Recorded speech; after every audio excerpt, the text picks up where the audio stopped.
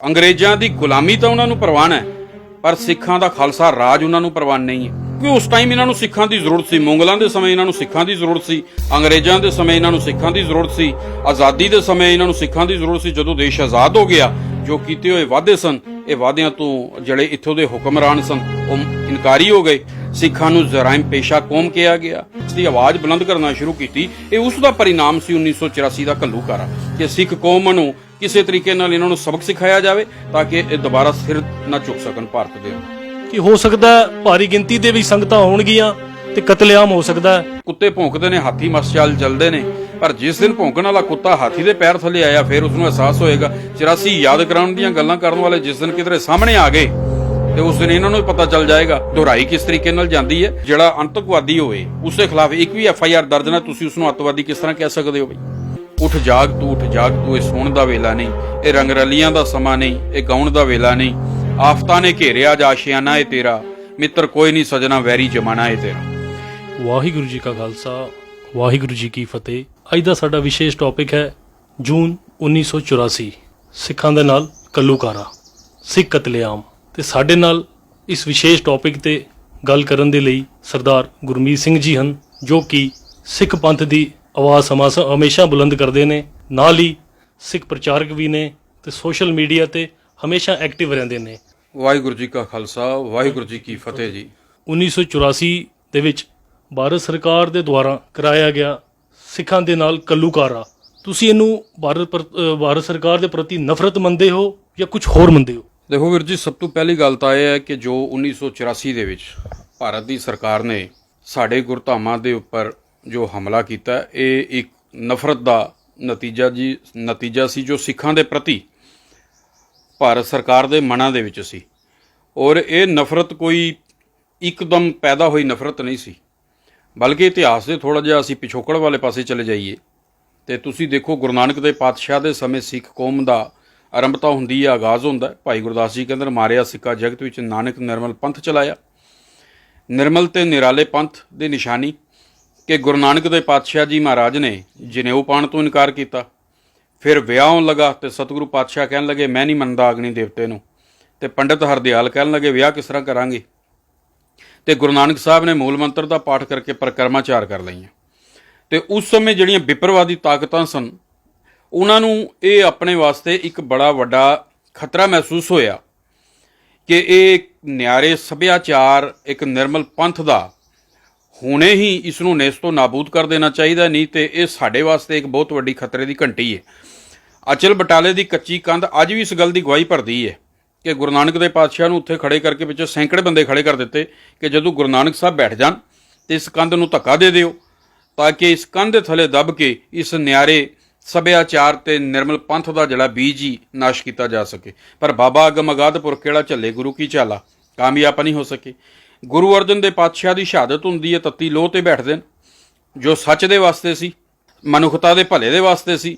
ਤੇ ਹੁਣ ਗੁਰੂ ਅਰਜਨ ਦੇ ਪਾਤਸ਼ਾਹ ਦੀ ਸ਼ਹਾਦਤ ਦੇ ਵਿੱਚ ਸਤਿਗੁਰੂ ਪਾਤਸ਼ਾਹ ਨੂੰ ਸਰੀਰਕ ਯਾਤਨਾਵਾਂ ਕੌਣ ਦੇ ਰਿਹਾ? ਚੰਦੂ। ਔਰ ਚੰਦੂ ਕੌਣ ਹੈ? ਉਹ ਵਿਪਰਵਾਦੀ ਤਾਕਤਾਂ ਦਾ ਇੱਕ ਹਿੱਸਾ ਹੈ। ਗੁਰੂ ਤੇਗ ਬਹਾਦਰ ਪਾਤਸ਼ਾਹ ਨੇ ਜਿਨ੍ਹਾਂ ਲੋਕਾਂ ਨੂੰ ਧਾਰਮਿਕ ਸੁਤੰਤਰਤਾ ਦਿਲਾਉਣ ਦੇ ਵਾਸਤੇ, ਕਿਉਂਕਿ ਔਰੰਗਜ਼ੇਬ ਉਸ ਸਮੇਂ ਹਿੰਦੂ ਧਰਮ ਦਾ ਹੀ ਖਾਤਮਾ ਕਰ ਰਿਹਾ ਸੀ, ਇਹਨਾਂ ਨੂੰ ਜਬਰੀ ਇਸਲਾਮ ਦੇ ਵਿੱਚ ਲਿਆ ਰਿਹਾ ਸੀ, ਤੇ ਗੁਰੂ ਤੇਗ ਬਹਾਦਰ ਪਾਤਸ਼ਾਹ ਨੇ ਇਹਨਾਂ ਨੂੰ ਧਾਰਮਿਕ ਸੁਤੰਤਰਤਾ ਦਿਲਾਉਣ ਦੇ ਵਾਸਤੇ ਮਜਲੂਮ ਨੂੰ ਦਿੱਲੀ ਦੇ ਚਾਂਦਨੀ ਚੌਕ ਦੇ ਵਿੱਚ ਸ਼ਹਾਦਤ ਦਿੱਤੀ, ਕੁਰਬਾਨੀ ਦਿੱਤੀ। ਤੇ ਆਸਾਨ ਫਰਾਮੋਸ਼ਤਾ ਇਹ ਦੇਖੋ ਇਸ ਚੀਜ਼ ਦੀ ਹੈ ਕਿ ਇਹਨਾਂ ਨੇ ਗੁਰੂ ਤੇਗ ਬਹਾਦਰ ਪਾਤਸ਼ਾਹ ਦੀ ਕੁਰਬਾਨੀ ਨੂੰ ਕੇਵਲ ਰਾਸ਼ਟਰ ਤੱਕ ਸੀਮਿਤ ਕਰਕੇ ਰੱਖ ਦਿੱਤਾ ਕਿ ਉਹ ਰਾਸ਼ਟਰਵਾਦੀ ਸਨ, ਜਦ ਕਿ ਗੁਰੂ ਪਾਤਸ਼ਾਹ ਦੀ ਸੋਚ ਰਾਸ਼ਟਰਵਾਦੀ ਨਹੀਂ ਸੀ, ਉਹ ਵਿਸ਼ਵਵਾਦੀ ਸੀ। ਅਗਰ ਉਸ ਸਮੇਂ ਦਿੱਲੀ ਦੇ ਤਖਤ ਤੇ ਔਰੰਗਜ਼ੇਬ ਦੀ ਜਗ੍ਹਾ ਕੋਈ ਹਿੰਦੂ ਬਾਦਸ਼ਾਹ ਬੈਠਾ ਹੁੰਦਾ, ਕੋਈ ਹੋਰ ਹੁੰਦਾ, ਉਹ ਮੁਸਲਮਾਨਾਂ ਤੇ ਈਸਾਈਆਂ ਤੇ ਜ਼ੁਲਮ ਕਰ ਰਿਹਾ ਹੁੰਦਾ, ਤਾਂ ਗੁਰੂ ਪਾਤਸ਼ਾਹ ਨੇ ਉਹਨਾਂ ਵਾਸਤੇ ਵੀ ਕੁਰਬਾਨੀ ਦੇਣੀ ਸੀ। ਪਰ ਜਿਨ੍ਹਾਂ ਵਾਸਤੇ ਗੁਰੂ ਪਾਤਸ਼ਾਹ ਨੇ ਕੁਰਬਾਨੀ ਦਿੱਤੀ, ਗੁਰੂ ਗੋਬਿੰਦ ਸਿੰਘ ਪਾਤਸ਼ਾਹ ਮਹਾਰਾਜ ਦਾ ਦੇਖ ਲਓ। ਹੁਣ 16 ਜੰਗਾਂ ਸਤਿਗੁਰੂ ਨੇ ਲੜੀਆਂ ਤੇ ਉਹਨਾਂ ਵਿੱਚੋਂ 14 ਜੰਗਾਂ ਜਿਹੜੀਆਂ ਸਨ ਉਹ ਹਿੰਦੂ ਪਹਾੜੀ ਰਾਜਿਆਂ ਦੇ ਖਿਲਾਫ ਸਨ। ਤੇ ਜਿਹੜੀਆਂ 2 ਵੱਡੀਆਂ ਜੰਗਾਂ ਸਨ, ਗੁਰੂ ਸਾਹਿਬ ਨੇ ਅਨੰਦਪੁਰ ਸਾਹਿਬ ਦਾ ਕਿਲ੍ਹਾ ਛੱਡਿਆ, ਉਸ ਦੇ ਵਿੱਚ ਅਗਰ ਮੁਗਲਾਂ ਨੇ ਕੁਰਾਨ ਦੀਆਂ ਕਸਮਾਂ ਖਾਧੀਆਂ ਤੇ ਹਿੰਦੂ ਪਹਾੜੀ ਰਾਜੇ ਜਿਹੜੇ ਸਨ, ਜਿਹੜੇ ਉਹਨਾਂ ਦੇ ਨਾਲ ਉਸ ਸਮੇਂ ਮੁਗਲਾਂ ਦਾ ਸਾਥ ਦੇ ਰਹੇ ਸਨ, ਉਹਨਾਂ ਨੇ ਵੀ ਗਊ ਦੀਆਂ ਕਸਮਾਂ, ਗੀਤਾ ਦੀਆਂ ਕਸਮਾਂ ਖਾ ਕੇ ਤੇ ਵਾਅਦੇ ਤੋੜੇ। ਸਾਹਿਬਜ਼ਾਦਿਆਂ ਦੀ ਸ਼ਹਾਦਤ ਹੋਈ, ਛੋਟੇ ਸਾਹਿਬਜ਼ਾਦਿਆਂ ਦੀ, ਤੇ ਮੁਖਬਰੀ ਕਰਨ ਵਾਲਾ ਕੌਣ ਸੀ? ਮਾਤਾ ਗੁਜਰ ਕੌਰ ਜੀ ਸਾਹਿਬਜ਼ਾਦਿਆਂ ਨੂੰ ਫੜਾਉਣ ਵਾਲਾ ਕੌਣ ਸੀ? ਉਹ ਗੰਗੂ ਬ੍ਰਾਹਮਣ, ਜਿਹੜਾ ਗੁਰੂ ਘਰ ਦਾ 20 ਸਾਲ ਰਸੋਈਆ ਰਿਹਾ, ਉਸਨੇ ਨਮਕ ਹਰਾਮੀ ਕੀਤੀ। ਹੁਣ ਵਜ਼ੀਰ ਖਾਨ ਦੀ ਕਚਹਿਰੀ ਦੇ ਵਿੱਚ ਸਾਹਿਬਜ਼ਾਦਿਆਂ ਨੂੰ ਨੀਹਾਂ ਦੇ ਵਿੱਚ ਚਿਣਵਾਉਣ ਦੀ ਵਕਾਲਤ ਕਰਨ ਵਾਲਾ ਕੌਣ ਸੀ? ਜੇ ਮਲੇਰਕੋਟਲੇ ਦੇ ਨਵਾਬ ਸ਼ੇਰ ਮੁਹੰਮਦ ਨੇ ਹਾਂ ਦਾ ਨਾਅਰਾ ਮਾਰਿਆ ਤੇ ਉਸ ਦੀ ਵਕਾਲਤ ਕਰਨ ਵਾਲਾ ਕਿ ਇਹਨਾਂ ਨੂੰ ਨੀਹਾਂ ਵਿੱਚ ਚਿਣਨਾ ਚਾਹੀਦਾ ਕੌਣ ਸੀ? ਸੁੱਚਾਨੰਦ ਸੀ। ਔਰ ਸੁੱਚਾਨੰਦ ਕੌਣ ਸੀ? ਉਸ ਤੋਂ ਬਾਅਦ ਤੁਸੀਂ ਅੱਗੇ ਚਲੇ ਜਾਓ, ਭਾਈ ਤਾਰੂ ਸਿੰਘ ਜੀ ਦੀ ਸ਼ਹਾਦਤ ਹੁੰਦੀ ਹੈ, ਖੋਪੜੀ ਲਾਈ ਜਾਂਦੀ ਹੈ, ਤੇ ਉਹਨਾਂ ਦੀ ਮੁਖਬਰੀ ਕਰਨ ਵਾਲਾ ਕੌਣ ਸੀ? ਹਰਭਗਤ ਨਿਰੰਜਨ, ਜਿਹੜਾ ਬ੍ਰਾਹਮਣ ਸੀ। ਉਸ ਤੋਂ ਮਹਾਰਾਜਾ ਰਣਜੀਤ ਸਿੰਘ ਦਾ ਰਾਜ ਆਉਂਦਾ ਹੈ। ਹੁਣ ਮਹਾਰਾਜਾ ਰਣਜੀਤ ਸਿੰਘ ਦੇ ਸਿੱਖ ਰਾਜ ਦੇ ਵਿੱਚ ਸਿੱਖ ਰਾਜ ਨੂੰ ਖਤਮ ਕਰਾਉਣ ਵਾਲੇ ਕੌਣ ਸਨ? ਗੁਲਾਬ ਸਿੰਘ ਤੇ ਧਿਆਨ ਸਿੰਘ ਵਰਗੇ ਡੋਗਰੇ, ਜਿਨ੍ਹਾਂ ਦੇ ਮਨਾਂ ਦੇ ਵਿੱਚ ਇਤਨੀ ਨਫ਼ਰਤ ਹੈ। ਅੰਗਰੇਜ਼ਾਂ ਦੀ ਗੁਲਾਮੀ ਤਾਂ ਉਹਨਾਂ ਨੂੰ ਪ੍ਰਵਾਨ ਹੈ, ਪਰ ਸਿੱਖਾਂ ਦਾ ਖਾਲਸਾ ਰਾਜ ਉਹਨਾਂ ਨੂੰ ਪ੍ਰਵਾਨ ਨਹੀਂ ਹੈ। ਜਿਸ ਖਾਲਸਾ ਰਾਜ ਨੇ ਉਹਨਾਂ ਨੂੰ ਇਤਨਾ ਇੱਜ਼ਤ ਤੇ ਮਾਣ ਦਿੱਤਾ, ਅਹੁਦੇ ਦਿੱਤੇ, ਉਹਨਾਂ ਨੂੰ ਬਰਾਬਰਤਾ ਦਿੱਤੀ, ਉਹਨਾਂ ਨੂੰ ਖਾਲਸਾ ਰਾਜ ਪ੍ਰਵਾਨ ਨਹੀਂ ਸੀ, ਪਰ ਅੰਗਰੇਜ਼ਾਂ ਦੀ ਗੁਲਾਮੀ ਉਹਨਾਂ ਨੂੰ ਪ੍ਰਵਾਨ ਸੀ। ਤੇ ਉਸ ਤੋਂ ਬਾਅਦ 100 ਸਾਲ ਅੰਗਰੇਜ਼ਾਂ ਦੇ ਗੁਲਾਮ ਰਹੇ। ਦੇਸ਼ ਦੀ ਆਜ਼ਾਦੀ ਦੀ ਗੱਲ ਚੱਲੀ, ਉਹਦੇ ਵਿੱਚ 90% ਕੁਰਬਾਨੀਆਂ ਜਿਹੜੀਆਂ ਨੇ ਉਹ ਸਿੱਖ ਕੌਮ ਨੇ ਦਿੱਤੀਆਂ। ਭਗਤ ਸਿੰਘ ਕੌਣ ਸੀ? ਕਰਤਾਰ ਸਿੰਘ ਸਰਾਭਾ ਕੌਣ ਸੀ? ਸ਼ਹੀਦ ਊਧਮ ਸਿੰਘ ਕੌਣ ਸੀ, ਜਿਸ ਨੇ ਲੰਦਨ ਦੇ ਵਿੱਚ ਜਾ ਕੇ ਜਨਰਲ ਉਡਵਾਇਰ ਨੂੰ ਮਾਰਿਆ? ਫਾਂਸੀਆਂ ਤੇ ਚੜ੍ਹਨ ਵਾਲੇ ਕੌਣ ਸਨ? ਇਤਿਹਾਸ ਪੱਖ ਤੁਸੀਂ ਦੇਖ ਲਵੋ, ਜੇ ਕਾਲੀ ਪਾਣੀ ਦੀਆਂ ਸਜ਼ਾਵਾਂ ਹੋਈਆਂ ਤਾਂ ਉਹਨਾਂ ਵਿੱਚ ਸਿੱਖ ਕਿਤਨੇ ਸਨ ਤੇ ਬਾਕੀ ਕਿਤਨੇ ਸਨ? ਜੇ ਜਲਿਆਂਵਾਲਾ ਬਾਗ ਦਾ ਮੋਰਚਾ ਲੱਗਿਆ, ਉੱਥੇ ਸ਼ਹਾਦਤਾਂ ਹੋਈਆਂ ਤੇ ਉੱਥੇ ਸ਼ਹੀਦ ਹੋਣ ਵਾਲੇ ਸਿੱਖ ਕਿਤਨੇ ਸਨ ਤੇ ਬਾਕੀ ਕਿਤਨੇ ਸਨ? ਫਾਂਸੀਆਂ ਚੜ੍ਹਨ ਵਾਲੇ ਸਿੱਖ ਕਿਤਨੇ ਸਨ? ਆਜ਼ਾਦੀ ਤੋਂ ਪਹਿਲੇ ਸਿੱਖ ਕੌਮ ਦੇ ਨਾਲੇ ਵਾਅਦੇ ਕੀਤੇ ਗਏ ਕਿ ਆਜ਼ਾਦੀ ਤੋਂ ਬਾਅਦ ਸਿੱਖਾਂ ਨੂੰ ਬਰਾਬਰਤਾ ਦਾ ਸਨਮਾਨ ਦਿੱਤਾ ਜਾਏਗਾ, ਬਰਾਬਰਤਾ ਦਾ ਦਰਜਾ ਦਿੱਤਾ ਜਾਏਗਾ। ਇਹ 2 ਨੰਬਰ ਦੇ ਸ਼ਹਿਰੀ ਨਹੀਂ, ਬਲਕਿ 1 ਨੰਬਰ ਦੇ ਸ਼ਹਿਰੀ ਬਣ ਕੇ ਜਿਹੜੇ ਨੇ ਇਹ ਭਾਰਤ ਵਰਸ਼ ਦੇ ਵਿੱਚ ਰਹਿਣਗੇ। ਭਾਰਤ ਵਿੱਚ ਕਿਉਂਕਿ ਸਿੱਖਾਂ ਦੀਆਂ 90% ਤੇ ਸ਼ਹਾਦਤਾਂ ਆਇਆ ਨੇ, ਇਹ ਤੇ ਇਤਿਹਾਸ ਵੀ ਲਿਖਿਆ ਦਾ ਕਿਉਂਕਿ ਉਸ ਟਾਈਮ ਇਹਨਾਂ ਨੂੰ ਸਿੱਖਾਂ ਦੀ ਜ਼ਰੂਰਤ ਸੀ। ਮੁਗਲਾਂ ਦੇ ਸਮੇਂ ਇਹਨਾਂ ਨੂੰ ਸਿੱਖਾਂ ਦੀ ਜ਼ਰੂਰਤ ਸੀ, ਅੰਗਰੇਜ਼ਾਂ ਦੇ ਸਮੇਂ ਇਹਨਾਂ ਨੂੰ ਸਿੱਖਾਂ ਦੀ ਜ਼ਰੂਰਤ ਸੀ, ਆਜ਼ਾਦੀ ਦੇ ਸਮੇਂ ਇਹਨਾਂ ਨੂੰ ਸਿੱਖਾਂ ਦੀ ਜ਼ਰੂਰਤ ਸੀ। ਜਦੋਂ ਦੇਸ਼ ਆਜ਼ਾਦ ਹੋ ਗਿਆ, ਜੋ ਕੀਤੇ ਹੋਏ ਵਾਅਦੇ ਸਨ, ਇਹ ਵਾਅਦਿਆਂ ਤੋਂ ਜਿਹੜੇ ਇੱਥੋਂ ਦੇ ਹੁਕਮਰਾਨ ਸਨ ਉਹ ਇਨਕਾਰੀ ਹੋ ਗਏ ਕਿ ਭਈ ਉਹ ਆਜ਼ਾਦੀ ਕੇ ਪਹਿਲੇ की बात थी, अब आजादी के बाद की बात कुछ ਹੋਰ ਹੈ। ਉਹ ਨਤੀਜਾ ਜਦੋਂ ਇਹਨਾਂ ਨੇ ਭਾਰਤ ਦੀ ਆਜ਼ਾਦੀ ਤੋਂ ਬਾਅਦ, ਇਹ ਗੱਲ ਕਿਹਨੇ ਕਹੀ ਸੀ? ਇਹ ਗੱਲ ਨਹਿਰੂ ਨੇ ਕਹੀ ਸੀ। ਮਹਾਤਮਾ ਗਾਂਧੀ ਨੇ ਜਿਹੜੇ ਵਾਅਦੇ ਕੀਤੇ ਸਨ ਉਹ ਉਸ ਤੋਂ ਇਨਕਾਰ ਹੋ ਗਿਆ। ਮਾਸਟਰ ਤਾਰਾ ਸਿੰਘ ਜੀ ਦੇ ਨਾਲ ਇਹ ਗੱਲਾਂ ਕੀਤੀਆਂ ਗਈਆਂ। ਉਸ ਤੋਂ ਬਾਅਦ ਤੁਸੀਂ ਇਹ ਚੀਜ਼ ਦੇਖੋ ਕਿ ਆਜ਼ਾਦੀ ਤੋਂ ਬਾਅਦ ਸਿੱਖਾਂ ਨੂੰ ਉਹਨਾਂ ਦੀਆਂ ਵਫਾਦਾਰੀਆਂ ਦਾ ਇਨਾਮ ਕੀ ਮਿਲਿਆ? ਸੰਵਿਧਾਨ ਦੀ ਧਾਰਾ 25 ਵੀ, ਜਿਸ ਦੇ ਵਿੱਚ ਸਿੱਖਾਂ ਨੂੰ ਕੇਸਾਤਾਰੀ ਹਿੰਦੂ ਕਰਕੇ ਲਿਖਿਆ ਗਿਆ। ਸਿੱਖਾਂ ਨੂੰ ਜ਼ਰਾਇਮ ਪੇਸ਼ਾ ਕੌਮ ਕਿਹਾ ਗਿਆ ਕਿ ਇਹ ਜ਼ਰਾਇਮ ਪੇਸ਼ਾ ਕੌਮ ਹੈ, ਇਹਨਾਂ ਤੇ ਕਰੜੀ ਨਿਗਾਹ ਰੱਖੀ ਜਾਏ। ਇਹ ਤੇ ਭਲਾ ਹੋਇਆ ICS ਕਪੂਰ ਸਿੰਘ ਹੋਰਾਂ ਦਾ ਕਿ ਉਹ ਹੁਸ਼ਿਆਰਪੁਰ ਦੇ ਡਿਪਟੀ ਮੈਜਿਸਟ੍ਰੇਟ ਲੱਗੇ ਸਨ ਤੇ ਉਹਨਾਂ ਨੇ ਇਸ ਚੀਜ਼ ਦਾ ਪਤਾ ਚੱਲਿਆ ਤੇ ਇਹ ਚੀਜ਼ਾਂ ਬਾਹਰ ਆ ਗਈਆਂ। ਨਹੀਂ ਤਾਂ ਹੋ ਸਕਦਾ ਲੰਮਾ ਸਮਾਂ ਸਿੱਖ ਕੌਮ ਨੂੰ ਇਸ ਗੱਲ ਦਾ ਪਤਾ ਹੀ ਨਾ ਚੱਲਦਾ ਕਿ ਸਿੱਖਾਂ ਦੇ ਨਾਲ ਕਿਹੋ ਜਿਹੀਆਂ ਗਧਾਰੀਆਂ ਜੜੀਆਂ ਨੇ ਆਜ਼ਾਦੀ ਤੋਂ ਬਾਅਦ ਕੀਤੀਆਂ ਜਾ ਰਹੀਆਂ ਨੇ। ਜਦੋਂ ਸਿੱਖਾਂ ਨੂੰ ਇਸ ਚੀਜ਼ ਦਾ ਪਤਾ ਲੱਗਿਆ, ਉਹਨਾਂ ਨੇ ਇਸ ਦੀ ਆਵਾਜ਼ ਬੁਲੰਦ ਕਰਨਾ ਸ਼ੁਰੂ ਕੀਤੀ। ਇਹ ਉਸ ਦਾ ਪਰਿਣਾਮ ਸੀ 1984 ਦਾ ਘੱਲੂਘਾਰਾ, ਕਿ ਸਿੱਖ ਕੌਮ ਨੂੰ ਕਿਸੇ ਤਰੀਕੇ ਨਾਲ ਇਹਨਾਂ ਨੂੰ ਸਬਕ ਸਿਖਾਇਆ ਜਾਵੇ ਤਾਂ ਕਿ ਇਹ ਦੁਬਾਰਾ ਸਿਰ ਨਾ ਝੁਕ ਸਕਣ ਭਾਰਤ ਦੇ ਅੰਦਰ। ਉਸ ਟਾਈਮ ਦੀਆਂ ਮੌਜੂਦਾ ਸਰਕਾਰਾਂ, ਜੋ ਕਿ ਦੇਸ਼ ਦੀ ਪ੍ਰਧਾਨ ਮੰਤਰੀ ਇੰਦਰਾ ਗਾਂਧੀ ਸੀ, ਤੇ ਉਹਨਾਂ ਦੇ ਦੁਆਰਾ ਸਿੱਖ ਕੌਮ ਨੂੰ ਬਦਨਾਮ ਕਰਨ ਦੇ ਲਈ ਕੁਝ ਇਹੋ ਜਿਹੀ ਗੱਲਾਂ ਵੀ ਕੀਤੀਆਂ ਗਈਆਂ ਕਿ ਸੰਤ ਜਰਨੈਲ ਸਿੰਘ ਜੀ ਆਪਣੇ ਆਪ ਅਲੱਗ ਘਰ ਦੀ ਮੰਗ ਕਰਦੇ ਨੇ, ਯਾਨੀ ਕਿ ਖਾਲਿਸਤਾਨ ਦੀ। ਤੇ ਨਾਲ ਹੀ ਉਹਨਾਂ ਨੇ ਇਹ ਗੱਲ ਵੀ ਕਹੀ ਸਿੱਖਾਂ ਨੂੰ ਬਦਨਾਮ ਕਰਨ ਦੇ ਲਈ ਆਪਣੇ ਸੰਤ ਜੀ ਸਿੱਖਾਂ ਦੇ ਹਿੰਦੂਆਂ ਦੇ ਵਿਰੋਧੀ ਨੇ। ਦੇਖੋ ਜੀ, ਇਹ ਤਾਂ ਸਿੱਧੀ ਭਾਰਤ ਸਰਕਾਰ ਦੀ ਸਿੱਖਾਂ ਨੂੰ ਬਦਨਾਮ ਕਰਨ ਦੀ ਸਾਜ਼ਿਸ਼ ਸੀ, ਜਦ ਕਿ ਸਿੱਖਾਂ ਨੇ ਕਦੀ ਵੀ ਖਾਲਿਸਤਾਨ ਦੀ ਮੰਗ ਜਿਹੜੀ ਹੈ ਉਹ ਨਹੀਂ ਕੀਤੀ, ਅਲੱਗ ਮੰਗ ਨਹੀਂ ਕੀਤੀ। ਤੁਸੀਂ ਸੰਤਾਂ ਦੇ ਅੱਜ ਵੀ ਇੰਟਰਵਿਊ ਦੇਖ ਲਓ ਸੋਸ਼ਲ ਮੀਡੀਆ ਦੇ ਵਿੱਚ, YouTube ਦੇ ਵਿੱਚ, ਜਿਹੜੇ ਵੀ ਇੰਟਰਵਿਊ ਹੋਏ, ਸੰਤਾਂ ਨੇ ਹਮੇਸ਼ਾ ਇਹ ਗੱਲ ਕਹੀ ਹੈ ਕਿ ਅਸੀਂ ਭਾਰਤ ਦੇ ਨਾਲ ਰਹਿਣਾ ਚਾਹੁੰਦੇ ਹਾਂ। ਕਿ ਕਦੇ ਖਾਲਿਸਤਾਨ ਦੀ ਮੰਗ ਕੀਤੀ ਉਹਨਾਂ ਨੇ? ਮੈਂ ਉਹੀ ਅਰਜ਼ ਕਰ ਰਿਹਾ, ਉਹਨਾਂ ਨੇ ਇਹ ਗੱਲ ਕਹੀ ਕਿ ਅਸੀਂ ਭਾਰਤ ਦੇ ਨਾਲ ਰਹਿਣਾ ਚਾਹੁੰਦੇ ਹਾਂ, ਪਰ ਰਵਾਂਗੇ ਇੱਕ ਸ਼ਰਤ ਦੇ ਉੱਪਰ, ਦੂਜੇ ਦਰਜੇ ਦੇ ਸ਼ਹਿਰੀ ਬਣ ਕੇ ਨਹੀਂ ਰਹਾਂਗੇ, ਬਰਾਬਰਤਾ ਦਾ ਸਾਨੂੰ ਹੱਕ ਚਾਹੀਦਾ। ਉਹਨਾਂ ਨੇ ਅਨੰਦਪੁਰ ਸਾਹਿਬ ਦੇ ਮਤੇ ਦੀ ਗੱਲ ਕੀਤੀ ਹੈ। ਅਨੰਦਪੁਰ ਸਾਹਿਬ ਦੇ ਮਤੇ ਦੇ ਵਿੱਚ ਸਿੱਖਾਂ ਦੀ ਬਰਾਬਰਤਾ ਦੀ ਗੱਲ ਸੀ, ਪਾਣੀਆਂ ਦਾ ਮੁੱਦਾ ਸੀ, ਕਿਰਸਾਨੀ ਦਾ ਮੁੱਦਾ ਸੀ। ਉਹ ਹਮੇਸ਼ਾ ਅਨੰਦਪੁਰ ਸਾਹਿਬ ਦੇ ਮਤੇ ਦੀ ਗੱਲ ਕਰਦੇ ਰਹੇ। ਪਰ ਜਦੋਂ ਇਹਨਾਂ ਨੇ ਖਾਲਿਸਤਾਨ ਦੀਆਂ ਗੱਲਾਂ ਕਰਨੀਆਂ ਸ਼ੁਰੂ ਕਰਤੀਆਂ, ਜੀ ਇਹ ਵੱਖਰਾ ਘਰ ਮੰਗਦੇ ਨੇ, ਜੀ ਇਹ ਖਾਲਿਸਤਾਨ ਮੰਗਦੇ ਨੇ, ਜੀ ਸਿੱਖ ਕੌਮ ਨੂੰ ਦੁਨੀਆ ਵਿੱਚ ਬਦਨਾਮ ਕਰਨ ਦੇ ਵਾਸਤੇ, ਤੇ ਜੇ ਪੱਤਰਕਾਰ ਸੰਤਾਂ ਨੂੰ ਸਵਾਲ ਪੁੱਛਦੇ ਸਨ ਇਸ ਦੇ ਉੱਪਰ, ਤੇ ਉਹਨਾਂ ਨੇ ਇਸ ਗੱਲ ਦਾ ਜਵਾਬ ਦਿੱਤਾ ਹੈ ਕਿ ਭਈ ਅਸੀਂ ਮੰਗ ਕੀਤੀ ਨਹੀਂ, ਪਰ ਜੇ ਸਰਕਾਰ ਸਾਨੂੰ ਦੇਣਾ ਚਾਹੁੰਦੀ ਹੈ ਤੇ ਅਸੀਂ 1947 ਵਾਲੀ ਗਲਤੀ ਵੀ ਨਹੀਂ ਦੁਹਰਾਵਾਂਗੇ, ਜੇ ਦੇਗੀ ਤੇ ਅਸੀਂ ਪ੍ਰਵਾਨ ਵੀ ਕਰ ਲਾਂਗੇ, ਲੈ ਵੀ ਲਾਂਗੇ, ਤੇ ਜੇ ਨਹੀਂ ਦੇਣਾ ਤੇ ਫਿਰ ਅਨੰਦਪੁਰ ਦੇ ਮਤੇ ਦੇ ਉਹ ਮੁਤਾਬਕ ਸਾਨੂੰ ਬਰਾਬਰਤਾ ਚਾਹੀਦੀ ਹੈ ਭਾਰਤ ਦੇ ਅੰਦਰ।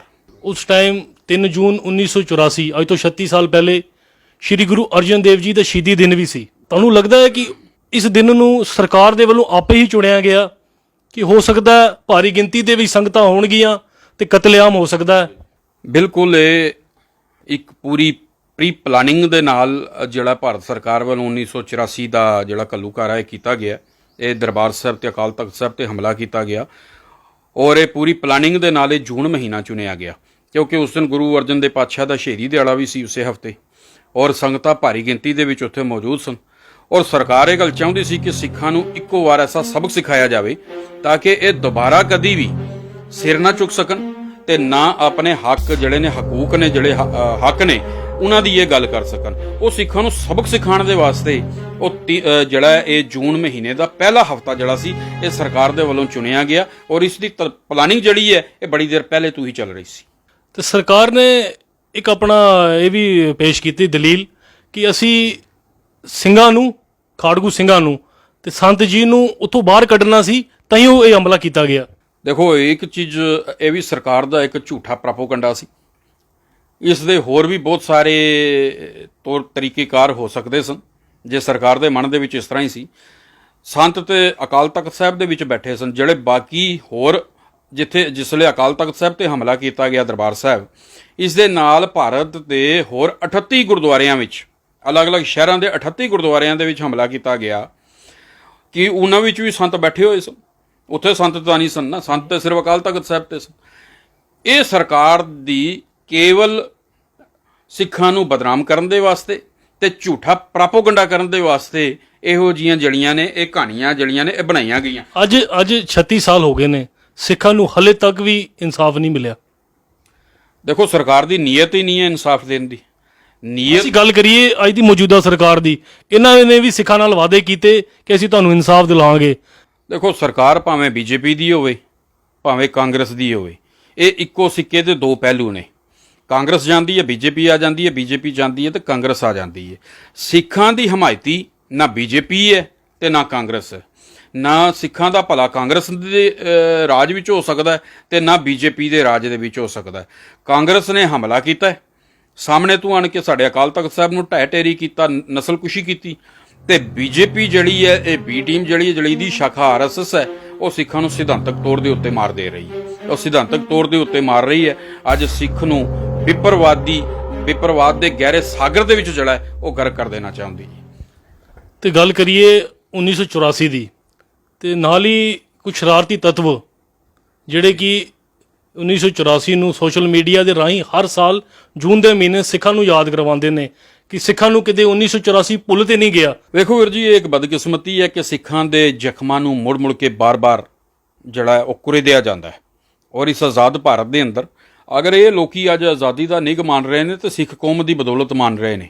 ਇਹਨਾਂ ਨੂੰ ਸਿੱਖਾਂ ਦਾ ਇਤਿਹਾਸ ਭੁੱਲ ਗਿਆ ਕਿ ਭਾਈ ਸਿੱਖਾਂ ਦਾ ਇਤਿਹਾਸ ਕੀ ਹੈ, ਸਿੱਖਾਂ ਨੇ ਸਾਡੇ ਵਾਸਤੇ ਕੀ ਕੀਤਾ, ਕਿਸ ਤਰ੍ਹਾਂ ਸਾਡੀਆਂ ਧੀਆਂ ਭੈਣਾਂ ਨੂੰ ਅਹਿਮਦ ਸ਼ਾਹ ਅਬਦਾਲੀ ਤੇ ਨਾਦਰ ਸ਼ਾਹ ਦੁਰਾਨੀ ਵਰਗੇ ਜਰਵਾਣਿਆਂ ਦੇ ਕੋਲੋਂ ਛੁਡਾ ਕੇ ਘਰੋਂ ਘਰੀ ਪਹੁੰਚਾਈ।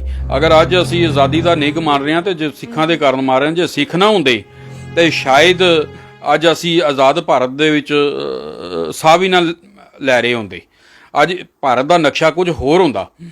ਪਰ ਇਹ ਆਸਾਨ ਫਰਾਮੋਸ਼ਤ ਹੈ। ਔਰ ਮੈਂ ਇਹ ਗੱਲ ਕਹਾਂਗਾ ਕਿ ਸਾਡੇ ਗੁਰੂ ਸਾਹਿਬ ਗੁਰੂ ਤੇਗ ਬਹਾਦਰ ਪਾਤਸ਼ਾਹ ਨੇ ਜਿਨ੍ਹਾਂ ਨੂੰ ਧਾਰਮਿਕ ਸੁਤੰਤਰਤਾ ਦਿਲਾਉਣ ਦੇ ਵਾਸਤੇ ਇੰਨੀ ਵੱਡੀ ਕੁਰਬਾਨੀ ਕੀਤੀ, ਜਿਹੜੇ ਗੁਰੂ ਤੇਗ ਬਹਾਦਰ ਪਾਤਸ਼ਾਹ ਦੀ ਕੁਰਬਾਨੀ ਭੁੱਲ ਗਏ, ਉਹ ਗੁਰੂ ਪਾਤਸ਼ਾਹ ਦੇ ਸਿੱਖਾਂ ਦੇ ਪ੍ਰਤੀ ਕਿਤਨੇ ਇੱਕ ਵਫਾਦਾਰ ਹੋਣਗੇ। ਇਹ ਤੇ ਭਾਰਤ ਵਰਸ਼ ਦੀ ਆਸਾਨ ਫਰਾਮੋਸ਼ਤ ਹੈ ਕਿ ਇਹੋ ਜਿਹੀਆਂ ਗੱਲਾਂ ਸਾਹਮਣੇ ਆ ਰਹੀਆਂ ਨੇ। ਦੂਸਰੀ ਗੱਲ ਮੈਂ ਇਸ ਦੇ ਸੰਦਰਭ ਦੇ ਵਿੱਚ ਇਹ ਚੀਜ਼ ਕਹਿਣੀ ਚਾਹਾਂਗਾ, ਕੁੱਤੇ ਭੌਂਕਦੇ ਨੇ ਤੇ ਹਾਥੀ ਮਸਤ ਚੱਲਦੇ ਰਹਿੰਦੇ ਨੇ, ਪਰ ਜਿਸ ਦਿਨ ਭੌਂਕਣ ਵਾਲਾ ਕੁੱਤਾ ਕਿਧਰੇ ਹਾਥੀ ਦੇ ਪੈਰ ਥੱਲੇ ਆ ਜਾਏ ਫਿਰ ਉਸ ਦਿਨ ਉਸ ਨੂੰ ਅਹਿਸਾਸ ਹੁੰਦਾ ਹਾਥੀ ਦੀ ਤਾਕਤ ਦਾ।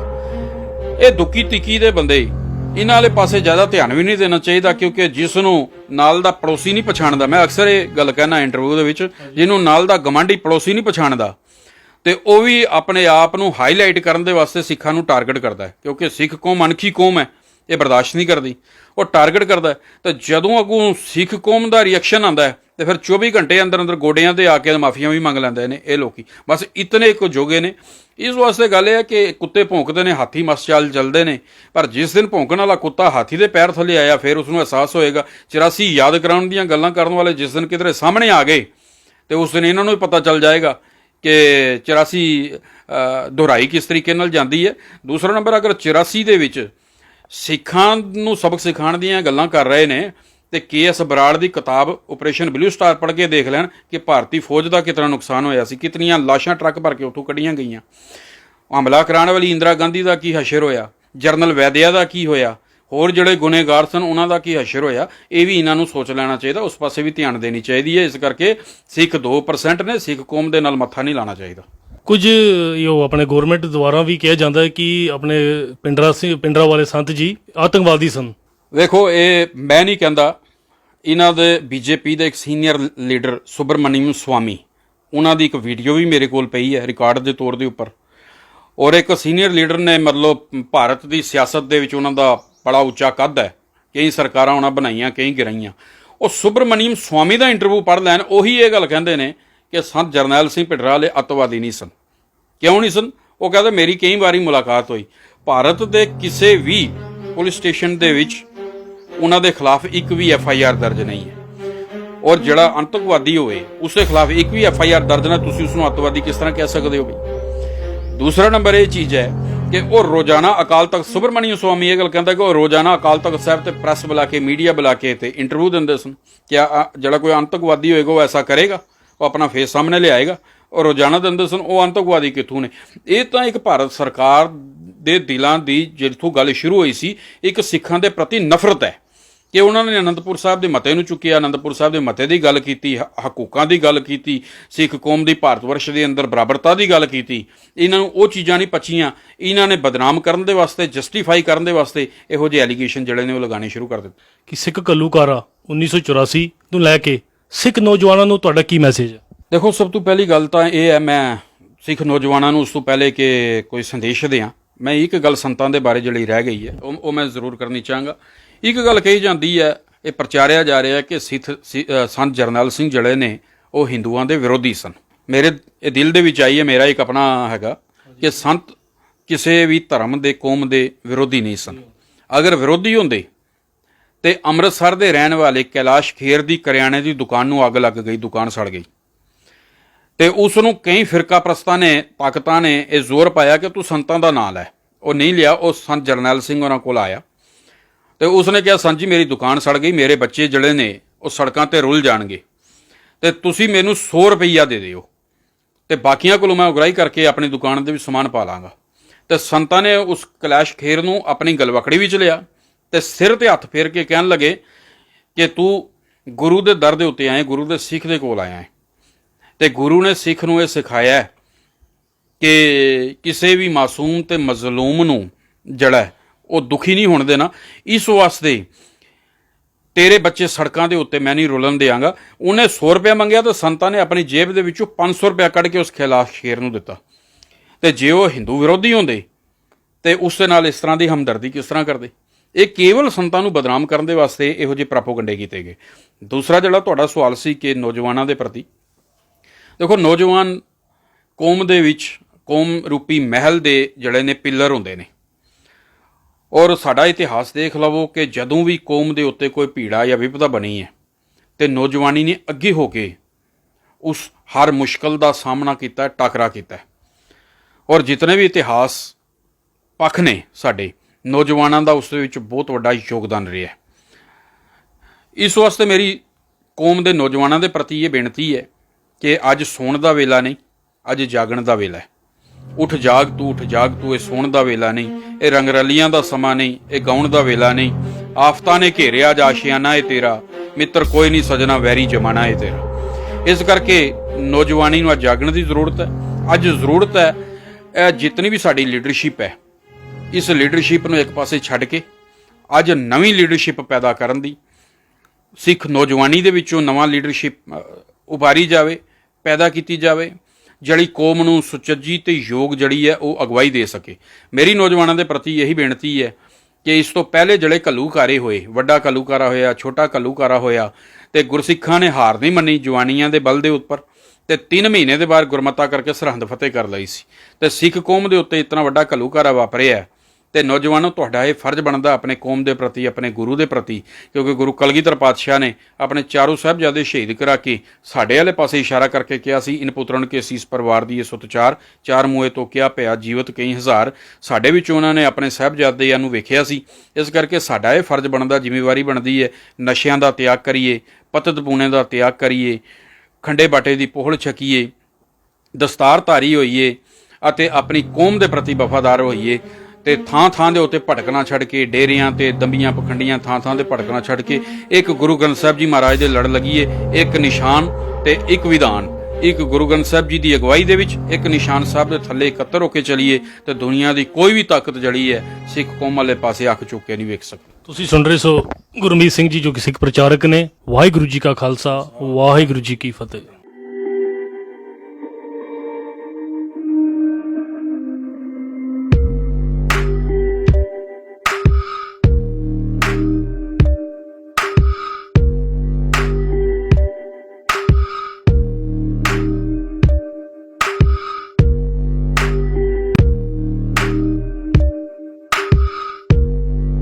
ਸਾਡੇ YouTube ਚੈਨਲ ਨੂੰ ਸਬਸਕ੍ਰਾਈਬ ਕਰੋ।